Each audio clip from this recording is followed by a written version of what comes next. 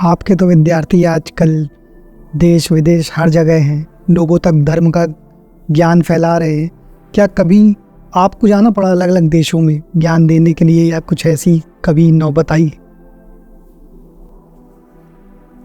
देश में तो हम प्राय सभी प्रांतों में गए और बहुत बड़े शहरों में भी कथा करी, गाँवों में भी कथा करी, वनवासी क्षेत्रों में भी गए। और विदेश जाने की ललक तो हर व्यक्ति के मन में रहती है।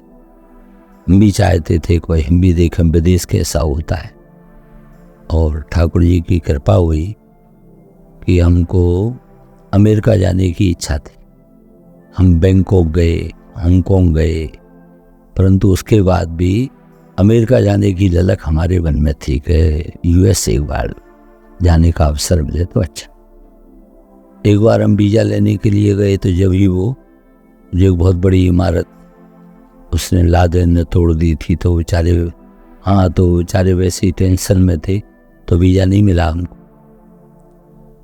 तो किसी ने कहा कि बैंक बैलेंस बहुत होना चाहिए, किसी ने कहा कि डिग्रियां बहुत होना चाहिए, अपनी ज़मीन जायदाद बहुत होगी तब जा पाओ, ये दिखाओ वो दिखाओ। तो फिर हमने वो भी थोड़ी कोशिश करी।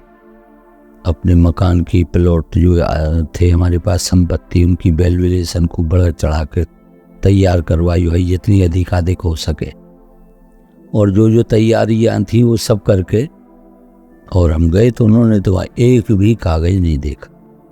वहाँ तो केवल बस वो पासपोर्ट और उसके साथ जो फार्म भरा था बस वो ही गया। थोड़ी उस दिन दिक्कत तो हुई, परेशानी तो बहुत हुई, लेकिन उसके बाद हमको सीधे 10 साल का वीज़ा अमेरिका का मिल गया। तो हम चाहते थे अमेरिका की जो संस्कृति है हम उसको निकट से देखें, समझें, और वहाँ जा कर के कुछ अपनी मुहिम भी चलाएं जो हमारे दिमाग में थी। हम गए और हमने जा कर के वहाँ, विशेष करके हम हिंदू मंदिरों में ही गए, लेकिन वहाँ के हिंदुओं के माध्यम से वहाँ की संस्कृति को निकट से देखने का अवसर प्राप्त हो। और अमेरिका में प्राय कई प्रांतों में गए, कई शहरों में गए, और वहाँ पर जा कर के हमने उस संस्कृति को समझा, और वहाँ के जो आचार्यगण थे उनसे मिल कर के अपनी संस्कृति के बारे में उनको किस तरह से इसको हम इस रूप में बढ़ाएं कि लोग आग हमारे धर्म के प्रति कट्टर बने। क्योंकि ज़्यादातर लोग आग वहाँ जा कर के और कुछ स्वतंत्र विचारधारा के हो जाते हैं। जैसे बोले हम तो किसी धर्म को नहीं मानते, और हम तो किसी ग्रंथ को नहीं मानते, हम तो मानवता को मानते, हम तो सेवा को मानते हैं। उसको भी मानो, वो तो हमारे सनातन धर्म के एक छोटे से अंग है, लेकिन हमारी जो भारतीय संस्कृति है उसकी छाप हमारे मन मस्तिष्क पर रहना चाहिए। तो हमारे यहाँ का जो भारतीय संगीत है और उसकी जो ऊंचाइयाँ हैं, हमारे यहाँ का जो ज्योतिषीय ज्ञान है और हमारे यहाँ का जो विज्ञान है, ये जिस ऊंची स्थिति में हमारे भारतवर्ष में था, इतना उन्नत ज्ञान विज्ञान कहीं नहीं था। तो उसको आप लोग समझिए। आप ये मत समझो कि आपने अमेरिका में आके कुछ सीखा है, बल्कि ये जितने भी विदेशी, चाहे वो जैसे आगे बढ़ते हैं ना, तो उनको क्या बोलते हैं देशों को कि प्रगतिशील। हमारे भारत को प्रगतिशील बोला जाता है। कुछ देश ऐसे हैं जो प्रगति की सीमा छू चुके हैं। उन्होंने कहा नहीं, हमारे देश ने प्रगति की सीमा को छुआ हुआ था और उससे इन लोगों ने वो ज्ञान प्राप्त किया है। इसलिए हम अपने स्वरूप को समझें, अपनी भारतीय वह जो ज्ञान संपदा है जो हमारे वेदों में छिपी हुई है, हम उसका सम्यक ज्ञान प्राप्त करें और इनको बताएं कि जो कुछ भी संस्कृति है, सभ्यता है, ज्ञान है, विज्ञान है, इसका जो उद्गम स्थल है वो भारतवर्ष है। और आज भी भारतवर्ष को इस रूप में लोग नमन करते हैं, सम्मान देते हैं। तो आप लोग ज़्यादा इस अपनी भारतीयता को अपने हृदय में हृदयंगम करें। इस तरह की हमने वहाँ पर मुहिम चलाई और लोग काफ़ी प्रभावित होते थे और ये स्वीकार करते थे कि हमारी भूल है कि हम आकर के अपने आप को अमेरिकी मानने लग जाएं। ठीक है, अमेरिका की नागरिकता आपको प्राप्त हो गई है, लेकिन हमारा मूल जो भारत है, हमारी भारतीय संस्कृति है, परंपराएं हैं, हमारे जो मूल सिद्धांत हैं, उन अपने पूर्वजों की उस प्रतिष्ठा को हम यहाँ भी स्थापित करें, उससे हमारा सम्मान कम नहीं होगा, हमारा गौरव कम नहीं होगा, बल्कि हमारा गौरव और सम्मान और ज़्यादा उन्नति को। तो जहाँ जहाँ जिस देश में भी हम गए, चाहे थाईलैंड में गए, बैंकॉक गए, तो वहाँ की भी संस्कृति को समझा। और क्योंकि वो भी हमारा एक भारत का ही अंग था। वहाँ पर आज भी बुद्धिस्ट ज़्यादा हैं, 10,000 बौद्धों की मूर्तियाँ हैं बैंकॉक में। लेकिन आज भी वहाँ पर जो हमने देखा कि जैसे अपनी कॉलोनियाँ होती हैं, मार्ग होते हैं, तो हमारे भगवानों के नाम पर वहाँ पर मार्ग बने हुए हैं आज भी बैंकॉक में। और वहाँ के जो राजा हैं वो बड़े धार्मिक हैं और हमारी भारतीयता का हर जगह सम्मान है। राम कथा, रामायण प्राय हमने सभी देशों में उसको देखा। हम सूरीनाम गए, वहाँ पर उनकी इच्छा थी, सूरीनाम वासियों की एक संस्था उनकी थी कि यहाँ पर आकर के कोई हमारे जो यहाँ समाज को पथ प्रदर्शन देते हैं, वो बेचारे स्वयं थोड़े थोड़े अनभिज्ञ होते जा रहे हैं, उनके मंत्र अशुद्ध होते जा रहे हैं, उनके श्लोक कुछ अशुद्ध होते जा रहे हैं, संस्कृत का ज्ञान उनका धीरे धीरे अल्प होता चला जा रहा है। तो कोई ऐसा भारत से विद्वान आवे और आकर के इनके मंत्र शुद्ध करावे, इनको संस्कृत का ज्ञान करावे और अपनी भारतीय संस्कृति, भारतीय परंपराओं से इनको अवगत कराए, ताकि हम लोग जो यहाँ पर रह रहे हैं, हम उस भारतीय संस्कृति को और एक नए रूप में, अभिनव रूप में, या जो कुछ अस्पष्ट सी हो रही है उसको स्पष्ट रूप में समझ सकें। तो वो धीरे धीरे धूमिल होता जा रहा। हमने यहाँ कई पंडितों से बात करी कि भाई आप चले जाओ, आप चले जाओ, आप चले जाओ, तो कोई वेतन ज़्यादा मांगने के चक्कर में, कोई कुछ चक्कर में कोई जाने तैयार नहीं। अब मैं ये ब्राह्मण बालकों के स्वावलंबन की मुहिम चला चुका था और पूरे यौवन पे थी।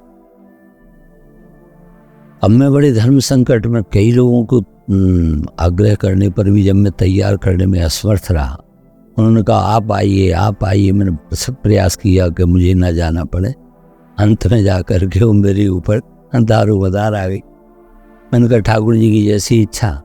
मैंने कहा यहाँ तो इनको समझाने वाले, पढ़ाने वाले, मार्गदर्शन करने वाले बहुत मिल जाएंगे, पर जिस देश में जहाँ प्यास है तो वहाँ वर्षा होना जरूरी है। 4 महीने के लिए मैं वहाँ गया। इस रक्षाबंधन से पहले गया था इन्हीं दिनों में। तो सबसे पहले तो वहाँ रक्षाबंधन ही आया। तो मैंने उनको अवगत कराया कि ये जो रक्षाबंधन है, जैसा कि मैंने भी आपको बताया था, ये रक्षाबंधन वस्तुतः ब्राह्मणों का पर्व। हमारे यहाँ 4 वर्ण हैं, ब्राह्मण, क्षत्रिय, वैश्य और शूद्र। लेकिन 4 होती हुए भी वो एक बने रहे। 4 पाई होगी तभी तो बैठ पाएगा, एक भी पाया टूट जाएगा, नहीं बैठ सकता। एक पहिया पंचर हो जाएगा, गाड़ी नहीं चल सकती। ये चारों एक दूसरे के पूरक हैं। ये बताने के लिए हमारे यहाँ हमारे पूर्वजों ने, पुरखों ने हमारे चारों के त्योहार अलग अलग बनाए, लेकिन हम चारों मिलकर उसको मनाते। जैसे ब्राह्मण, क्षत्रिय, वैश्य और शूद्र, तो ब्राह्मणों का त्योहार ही है रक्षाबंधन। तो मैंने उनको बताया कि रक्षाबंधन हमारा त्योहार नहीं है, मनाते जरूर है। हमारा जो मूल त्योहार है वो है श्रावणी उपाकर। ब्राह्मण जो वर्ष भर अपराध करता है, गलती करता है, त्रुटि करता है, कोई पाप करता है, सबसे होते हैं अपराध पाप, लेकिन अगर कोई जिम्मेदार व्यक्ति अपराध करे तो ज़्यादा गंभीर होता है। तो हम लोग चूंकि एक जिम्मेदार आचार्य पद पर हैं, उपदेशक पद पर हैं, श्रेष्ठ पद पर हैं, तो यदि हम अपराध करते हैं तो हमें उसका प्रायश्चित करना चाहिए, तभी दूसरे करेंगे। यदि यद आचरति श्रेष्ठस्तत्तदेवेतरुजना सायत प्रमाणम कुरुते और लोकस्तर वर्तते, वो प्रमाण बनता है और पीछे आने वाले लोग उसका अनुकरण करते हैं। तो इसीलिए आप लोग इस श्रावणी उपाकर्म को समझ। क्या होता है उनका, हम सब लोग किसी जलाशय के किनारे चलेंगे, वहाँ पर जाकर के 10 विध स्नान होता है। 10 तरह से हम स्नान करेंगे। गौमूत्र से स्नान करेंगे, गोबर से स्नान करेंगे, मिट्टी का स्नान करेंगे, सुवर्ण स्नान करेंगे और औषधि स्नान करेंगे, आदि आदि 10 स्नान होते हैं। तो बाह्य जो शुद्धि है उसको करने के लिए हम 10 प्रकार से 10 बार उन औषधियों को लगा लगा कर, उन वस्तुओं को लगा लगा कर स्नान कर, बाह्य शुद्धि हो गई। फिर उसके बाद हम संकल्प लेते हैं।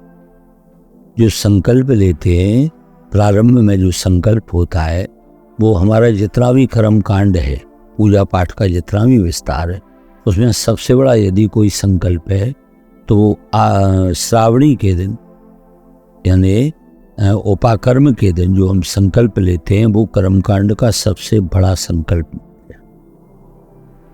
एक हेमाद्री नाम के ऋषि ने उसको लिखा है हेमाद्री नाम के ऋषि ने, इसलिए उसको हेमाद्री संकल्प बोला है।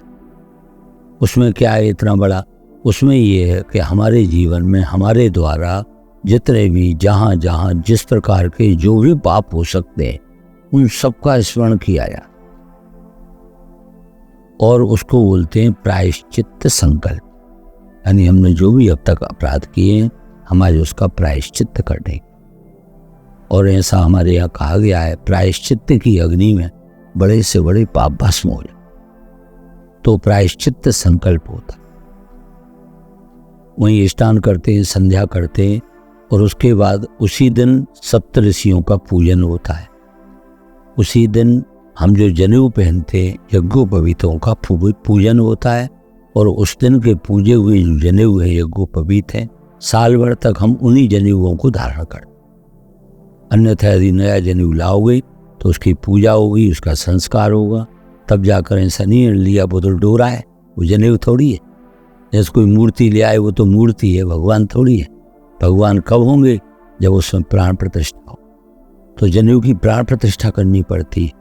लेकिन उस दिन के पूजे हुए जनेऊ हम साल भर तक पहनते। एक बात महत्वपूर्ण बात उस दिन की है कि जिस वेद माता गायत्री का हम जप करते हैं, ध्यान करते हैं, उसकी उपासना करते हैं, और गायत्री माता का जन्मदिन है, गायत्री जयंती है। हमारे ब्राह्मणों के लिए सर्वश्रेष्ठ यदि कोई देव है तो माँ गायत्री। तो उस दिन गायत्री जयंती, हम गायत्री माँ का पूजन करते हैं। तो इस तरह से वो हमारा श्रावणी उपाकर्म है ब्राह्मणों का। लेकिन हमें चारों वर्णों को जोड़कर चलना है, इसीलिए ब्राह्मण, क्षत्रिय, वैश्य और शूद्र हम चारों मिलकर उसको रक्षाबंधन के रूप में। तो हमने फिर उनके द्वारा वहाँ सूरी नाम में पहली बार श्रावणी उपाकर्म करवाया। बहुत बड़ी संख्या में सब जितने भी वहाँ के आचार्य जो ब्राह्मण थे वो आए, क्योंकि उन्हीं को प्रशिक्षित करने गए थे। फिर उसके बाद उन्होंने हमें बहुत दक्षिणा दी, वहाँ हमने नहीं ली, तो हमारे घाट पे दक्षिणा हम लोग लेते नहीं। उन्हें बड़ा अजूबा लगा, नहीं महाराज जी आपके लिए मैं कि नहीं, हम नहीं ले। तो फिर इसका क्या करें, इस संस्था में दीजिए आप जिसमें हमें भेजा है। मुझे बड़ा अचंभा लगा, ये हमारा फर्स्ट इम्प्रेशन। ये बताने के लिए, ये प्रतिष्ठा ब्राह्मणों की बढ़ाने के लिए कि ब्राह्मण लोभी नहीं होता है, ब्राह्मण त्यागी होता है, ब्राह्मण योग्य होता है, विद्वान होता है, संतोषी। उन्होंने फिर भी और $100 और दिए, वो भी उसी में डाल, $750 उन्हीं को दे दिए। उन्होंने रसीद काट के दे दी। बहुत आग्रह किए मैं कि नहीं, हम लेते नहीं। उन्होंने कहा भाई ये कैसा ब्राह्मण। खैर उसके बाद फिर जितने भी पर्व आए, हम दीपावली करके आए थे। तो हमारे यहाँ ये जो 4 पर्व हैं, तो हमने उनको बताया कि ये तो हमारे ब्राह्मणों का पर्व है, क्षत्रियों का पर्व है दशहरा। यद्यपि क्षत्रिय प्रधान पर्व है, शस्त्रों का पूजन होता है उस, लेकिन हम लोग चारों वर्ण मिलकर के उसको दशहरे के रूप में मनाते हैं। आज भगवान ने दशानन रावण का वध किया था, एक आसुरी वृत्ति का विनाश किया था, और सत्य सनातन धर्म की स्थापना की थी उन्होंने। इसीलिए हम चारों वर्ण मिलकर के एक दशहरा पर्व के रूप में उसको मनाते। फिर इसके बाद वैश्य प्रधान पर्व आता है दीपावली। दीपावली भले ही वैश्य प्रधान पर्व है, क्योंकि उसमें लक्ष्मी की पूजन होती है, और लक्ष्मी के उपासक तो वैसे होते ही। लेकिन हम चारों वर्ण मिलकर के, भगवान राम उस दिन अयोध्या पधारे थे, और जिस प्रकार से उनका दीप मालिका के द्वारा स्वागत हुआ था, तो हम चारों वर्ण ब्राह्मण, क्षत्रिय, वैश्य और शूद्र मिलकर के उसको दीपावली के रूप में सभी लक्ष्मी जी का पूजन करते हैं और सभी लक्ष्मी जी को मनाते हैं। और उस दिन को उत्सव के रूप में पटाखे चलाते हैं, घर को सजाते हैं। और हमारी जितना भी धन है उसमें पहला धन जो है वो गोधन है। सबसे पहला धन हमारे यहाँ गोधन, फिर गजधन, फिर बाजधन, फिर और रतन धन खान, लेकिन जब आवे संतोष धन तो सब धन धूल समान। तो हम गौ माता का पूजन करते हैं लक्ष्मी के रूप में उस दिन, और लक्ष्मी जी का पूजन करते हैं। अगले दिन फिर गोवर्धन पूजन होता है हमारे यहाँ। फिर अगले दिन भाई दूज मनाते हैं हम लोग। फिर उसके बाद गोपाष्टमी, जब से भगवान ने गोचारण लीला करी तो कार्तिक शुक्ल अष्टमी गोपाष्टमी। फिर नवमी के दिन अक्षय नवमी आंवला पूजन होता है। फिर एकादशी को देवोत्थान एकादशी होती है। तो इस प्रकार से, और पिछली दीपावली, उसके पहले नरक चतुर्दशी, नरकासुर को भगवान ने मारा था, धन त्रयोदशी और धन वत्स द्वादशी, ऐसे पूरा कार्तिक बड़ा उत्सवमय होता। तो उसको हम लोग, और है वैश्यों का पर्व, पर चारों वर्ण मिलकर मनाते हैं। अब जैसे शूद्रों का जो पर्व है, तो शूद्र प्रधान पर्व है होली। होली शूद्र प्रधान पर्व है, लेकिन हम चारों वर्ण मिलकर उस दिन शूद्र हो जाते हैं सब। नल का पानी नाली का पानी का अंतर नहीं समझते, एक दूसरे पर धूल डालना, रंग लगाना, गले मिलना। तो इस तरह से इन पर्वों के बारे में उन सबको अवगत कराया, और विदेश में जाकर के जो विदेशी संस्कृति थी उसको समझने का अवसर मिला, और हमें अपनी जो मुहिम है, हमारे भीतर जो भी गुबार है, उसको निकालने का मौका मिला। तो सूरीनाम एक ऐसा देश है, दक्षिण अमेरिका का अंतिम राष्ट्र है सूरीनाम, छोटा सा है। तो वहाँ 150 साल पहले हमारे भारतीयों को श्री राम कह के ले गए जहाजों में भर के। सूरीनाम न बता कर बोले श्री राम देश है, वो तो राम जी का देश है। ऐसे राम जी की मान्यता बहुत है सूरीनाम, रामलीला होती है बाकायदे वहाँ। हाँ, सूरीनाम छोटा सा देश है, बहुत बड़ा नहीं है। वहाँ पर सबसे पहले, और उन्होंने अंग्रेजों का राज्य रहा, तो उसको बसाने के लिए वहाँ सब जंगल था। तो उन्होंने पहला मौका इनको चीनियों को दिया, ये सफल नहीं हो पाए। फिर उसके बाद और जाने किसको दिया, वो भी सफल नहीं हो पाए। जो हमारे भारतीय गए यहाँ से भर भर के जहाज़ों में, तो इन्होंने जाकर उसको एकदम चमन बना दी सूरीनाम। और आज भी भाई, यद्यपि वहाँ के बाज़ार पर तो चीनियों ने कब्जा कर लिया है और अमेरिका के अंतर्गत आता है, हालांकि वहाँ की मुद्रा अलग है, फिर भी बहुत अच्छा राष्ट्र था और वहाँ जा कर के बहुत अच्छा लगा। तो जहाँ जहाँ हम जिस देश में राष्ट्र में गए, हमें तो अपनी राष्ट्र की और हमारे यहाँ का जो राष्ट्र धर्म है, हमारे यहाँ का जो वैदिक हिंदू सनातन धर्म है, उसकी मुहिम को चलाना था। तो उसको बताने में, जताने में हम पूरी तरह सफल रहे। फिर जब सूरीनाम से आ रहे थे तो उन लोगों ने हमको और कुछ डॉलर देने की कोशिश की पारिश्रमिक के रूप में, पर हमने उसको स्वीकार नहीं। तो इस बात पे उन्हें विश्वास नहीं हुआ। उनका कहना था कि आप कह रहे हो हम पढ़ाई का कुछ लेते नहीं हैं। बोले महाराज जी क्षमा करना, हम लोग भी इंडियन हैं, लेकिन यहाँ जो भी इंडियन आते हैं वो केवल और केवल डॉलरों के लिए ही आते हैं। भूत का डर बताएंगे, प्रेत का बताएंगे, ग्रहों का बताएंगे, पितरों का बताएंगे, कुछ ना कुछ उन्हें तो डॉलर चाहिए बस। एक हमें जीवन में 150 सालों में आप एक ऐसे इंसान मिले हो जो कह रहे हो हमको कुछ नहीं चाहिए पढ़ाई का। तो इस तरह बड़ा अच्छा लगा वहाँ जा कर के, और बहुत अच्छे लोग थे वहाँ के। सूरीनाम देश बहुत अच्छा देश है। और हमारे भारतीय, मैंने उनसे कहा भाई 150 वर्षों से जब आप हमारी विरासत को संजो कर रखे हुए हैं और उसको आप और बढ़िया प्रांजल बनाना चाहते हैं और बढ़िया उन्नत बनाना चाहते हैं, तो हम आपके मातृ राष्ट्र से आकर उसका पारिश्रमिक लें। मैं कि हमको अच्छा नहीं लगता। मैं कहा हम अपने भारतवर्ष में भी शिक्षा देने का कोई शुल्क नहीं लेते। तो बड़ा अच्छा लगा इन सब राष्ट्रों में जाकर के। नेपाल भी गए, बहुत जगह गए, और बड़ा संतोष हुआ, बड़ा आनंद आया।